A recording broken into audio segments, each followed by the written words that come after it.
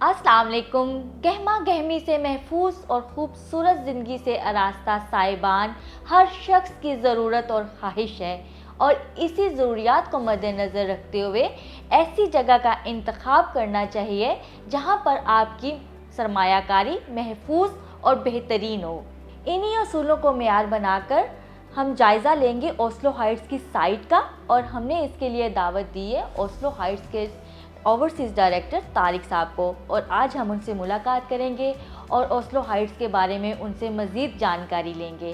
तारिक साहब, सबसे पहले तो मैं आपसे ये क्वेश्चन करना चाहती हूँ कि ओस्लो हाइट्स की लोकेशन क्या है, क्योंकि ओस्लो हाइट्स की लोकेशन के बारे में जितने भी व्यूअर्स हैं उनका जानना बहुत ज़रूरी है, क्योंकि रोज़मर्रा ज़िंदगी की सहूलियात का इन्हसार इस बात पर होता है कि आप कहाँ रहते हैं।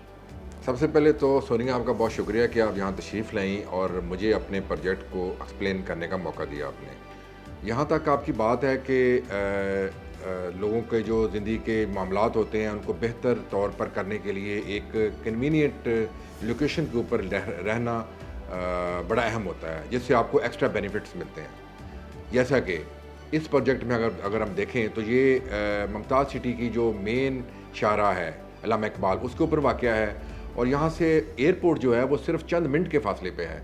और अगर आप M1 और M2 की तरफ देखें तो ये हमारे सामने से गुजर रहा है, और सी पैक सिर्फ 4 किलोमीटर के फासले पे है। और यहाँ से अगर हम मेन इस्लामाबाद की तरफ जाएँ या ज़ीरो पॉइंट पे, तो आप सिर्फ 20 से 25 मिनट के फासले पे आप पहुँच सकते हैं। ओवरऑल देखते हैं तो ये हर तरफ से इसकी असेस बहुत ही आसान है। ओस्लो हाइट्स की लोकेशन के साथ साथ मैं ये जानना चाहूँगी कि ओस्लो हाइट्स का माहौल कैसा है, इसकी सराउंडिंग कैसी है, क्योंकि ये बहुत डिपेंड कर रहा होता है कि आप किस तरह के माहौल में रह रहे हैं। सोनिया, बिल्कुल आपने ठीक कहा। अब देखें, हमारे प्रोजेक्ट के साथ बिल्कुल एक हॉस्पिटल बन रहा है जो एक मल्टीनेशनल कंपनी बना रही है 12 कनाल के ऊपर, जो स्टेट ऑफ द आर्ट है। और इसके बिल्कुल साथ हमारे पार्क भी है, सामने जामा मस्जिद है जो बिल्कुल कंप्लीट हो चुकी है, और उसके साथ बच्चों के प्ले ग्राउंड, स्कूल, सारा कुछ यहाँ करीब तरीन है। तारिक साहब, सबसे मेरा अहम क्वेश्चन जो आपसे है वो ओस्लो हाइट्स की लीगल पोजीशन के बारे में है कि आप इसके बारे में मुझे क्या अपडेट्स देंगे। ये बहुत अहम सवाल किया आपने। किसी भी प्रोजेक्ट की जो लीगल पोजीशन है उसका सारे कानूनी तकाज़े पूरे होने बड़े ज़रूरी होते हैं, और हमने भी इस बात को मद्देनज़र रखा। हमने अपना प्रोजेक्ट शुरू करने से पहले सारे जो गवर्नमेंट के अदारे थे उनसे NOC लिए और सारे कानूनी तकाज़े पूरे किए।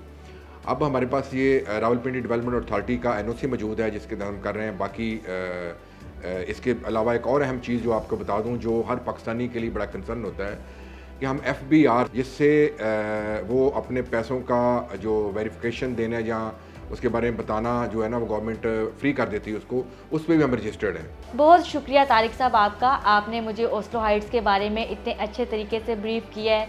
अभी मुझे इजाज़त दें। सेल्स टीम के 24 आवर्स नंबर्स जो हैं वो ऑन होते हैं, आप किसी भी टाइम उन पर रब्ता कर सकते हैं और मज़ीद इन्फॉर्मेशन उनसे ले सकते हैं। Thank you. अल्लाह हाफिज़। ढेर सारा अपना ख्याल रखिएगा।